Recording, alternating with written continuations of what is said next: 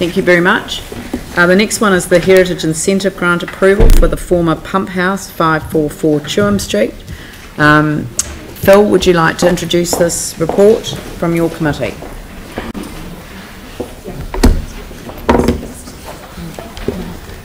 So staff will speak to report 2. Our committee basically certainly supported the application, and because the costs of the renovation and strengthening of the building are quite high, like 1.5 million, the committee also makes a recommendation requesting council to support a further funding of $200,000 at the time we do the long-term plan. So that's contained in the second recommendation from the committee.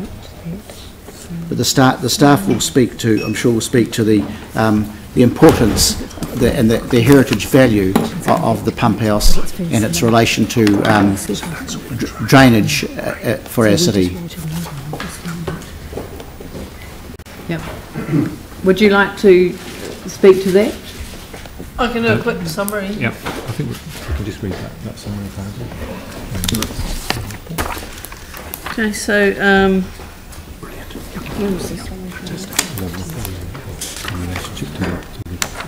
yeah, so basically the former pump house, it's a highly significant Group 1 building scheduled in our district plan, and it's also listed Category 2 with Heritage New Zealand.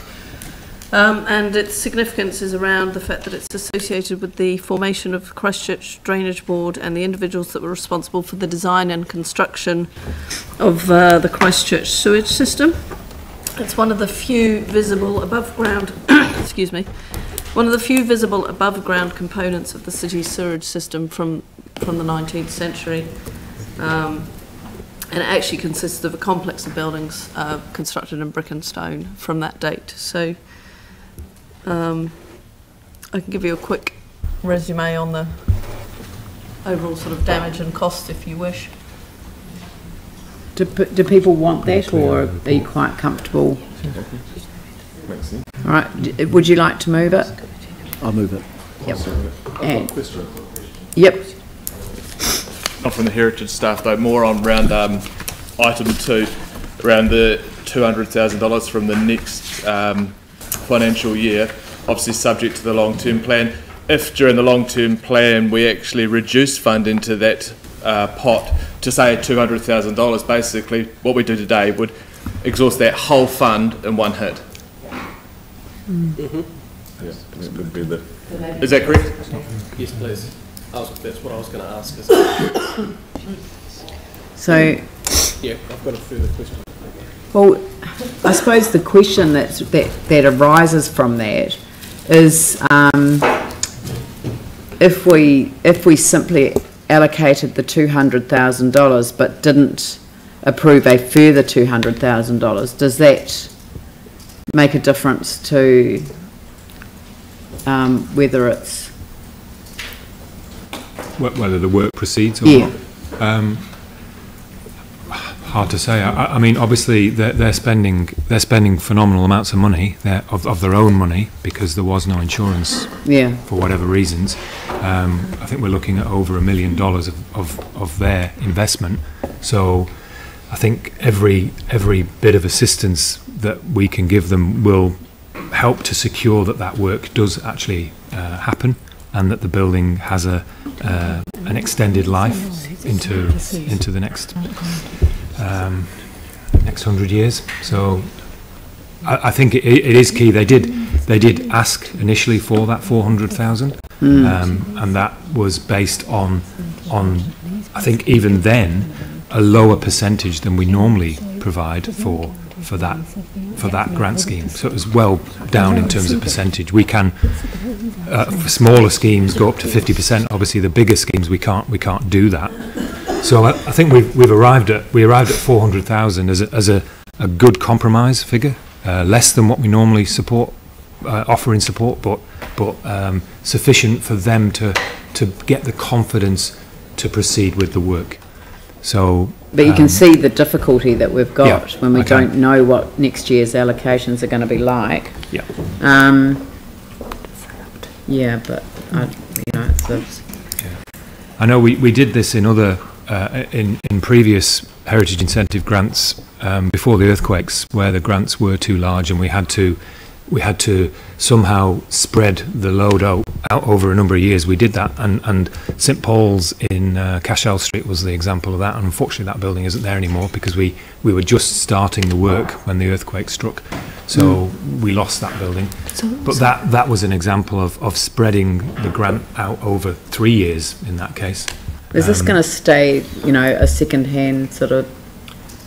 The assumption is at the moment, yes, that it will stay in that use. The owner isn't looking at new uses as yet, but obviously that building is as Fiona says, it's a compilation of buildings.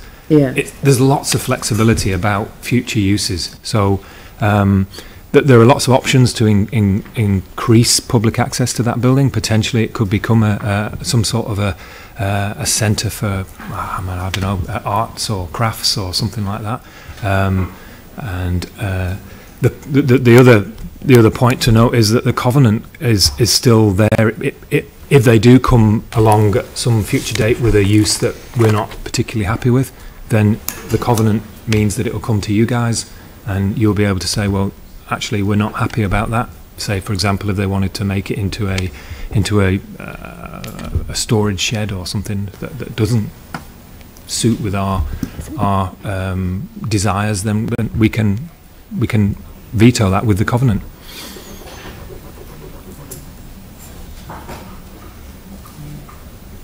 Yeah, I'm just because I'm hearing from people to sort of saying that they are uncomfortable about the second allocation, and if there isn't any sort of comfort that they would proceed with the 200,000, then I'm just wondering if we need to defer the whole lot until next year. Well, one other option we could contemplate is that instead of making that resolution, that we actually say that there's normally a 5-year moratorium. Once you've had an approved grant, you have to wait 5 years. Possibly, can we allow them to do another application next year inside the 5-year normal cut-off point? It would mean breaking our policy, but that's fine if you can see the benefits to do that. So approve this grant and then allow them to, or invite them to submit a further application within the 5-year period. Yeah, instead of making them wait for 5 years, because that might then put the whole project in jeopardy. Yeah, that's right. Yep. Why is in your staff recommendation you don't actually have the in the initial report? Because we did actually foresee this problem becoming an issue, and we're at that point in the year where funds have been allocated, and we couldn't give the total 400,000 that they asked for. So you just in your staff recommendations in the initial report, it was just $200,000, so you think that was comfortable? Yeah, but based on an assessment, we had the application in, and the initial crunching of the figures and what the applicants actually sought from us was the 400. But because of the limitations in funds, we couldn't do that. So we came to as all these things are, a compromise figure. What could we afford based on what's left in the fund, and what's sufficient to give them some form of impetus to do the works, because obviously if they don't get the funding, then the whole works are in jeopardy. So that's what it's a difficult balance, but there's no doubt that the buildings are worthy of our support. That's the key thing to remember. You know, that's the point of emphasising all of this significance. Sorry, I have one more question there. Obviously, there's not a lot of visibility to this building from the road, and when I'm thinking about these grants personally, I'd like to be able to have that public amenity value, I suppose, that we're trying to protect here. Have you had any conversations with them about that? We could do that in the covenant. We could make the buildings more visible. Obviously, they're running a business in the buildings, and they've got to be to be mindful of security and whatever, health and safety. So they've got to have some sort of boundary security for that building. Obviously, in the future, that boundary treatment could change, and you could have a much more open and visually connected building. The building used to be in an open field. Obviously, development has built up around it, and it's a little obscured now. But those kind of buildings, they can become the focus of the community. But have they indicated anything along those lines at all from the conversations you've had with them? No, but we don't sort of, what we look at is the value of the works and the securing of the building so that potential can come at some point in the future. Okay. If we don't save the buildings in the first place, there is no potential. It's gone.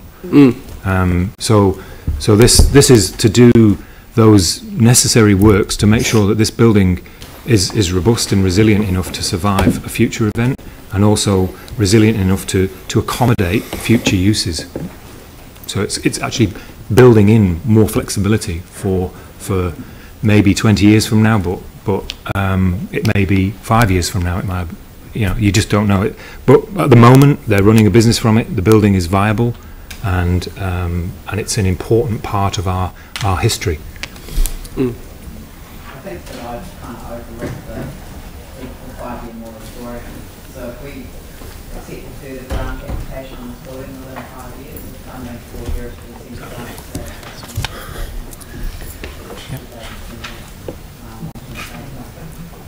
Yep. Yep. I think that's good. Yes, we have. I'm happy with that amendment. So we'll put that motion in. All those in favour say aye. Aye. All those opposed say no. No. Carries. No is